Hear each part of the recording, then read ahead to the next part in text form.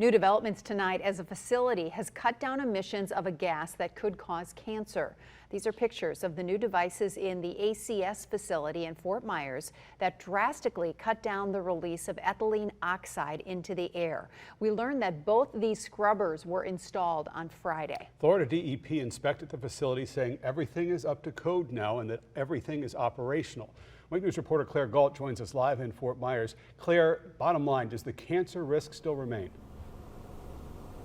Chris, that is not an easy question to answer, and it has people who work here, live here, send their kids to school and to play here anxious. They are glad that the Lee-Sar's American Contract Systems plant put new safety controls in place, but they want to know about the damage already done to themselves and, more importantly, to their children.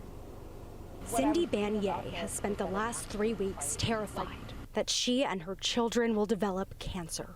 It's something that I'm very concerned about, I think about all the time. Not because the doctors found something, not because it runs in the family, but because on June 22nd, the Environmental Protection Agency announced anyone who lives, works, or plays near the Lee-Sar's American Contract Systems plant could be at an increased risk to develop cancer. It's extremely difficult because we have been going to school in this area since 2012. Since 2011, the plant released a toxic chemical called ethylene oxide, or ETO, into the air. And anyone and everyone who lives nearby has been breathing it in until Friday. That's when the Florida Department of Environmental Protection says the plant finished voluntarily installing these devices, called scrubbers, to reduce ETO emissions by 99.9%.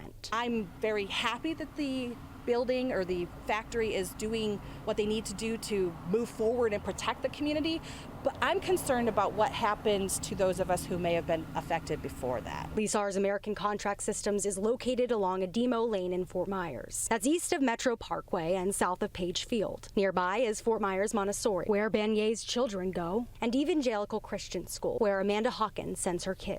Has been at ECS since she was 2 years old, and she's almost 9. So, you know, she's been at ECS for 6, almost 7 years now. I worked at the Villas Elementary for 7 years myself. She goes to Coast Elite Gymnastics, which is literally, I don't know, 4 or 5 buildings away. They're glad anything is being done, but they can't help but worry about how the past will affect their future. So what about us? What if we come down with cancer in the future? How will we be taken care of? And more importantly, that of their children. It has to be safe for our kids to go to school. I asked the Centers for Disease Control for answers. What does it plan to do to ensure that people are okay now and in the future? They promised me a response. I have not gotten that yet. I will let you know if I do. Live in Fort Myers, Claire Galt, Wake News. All right.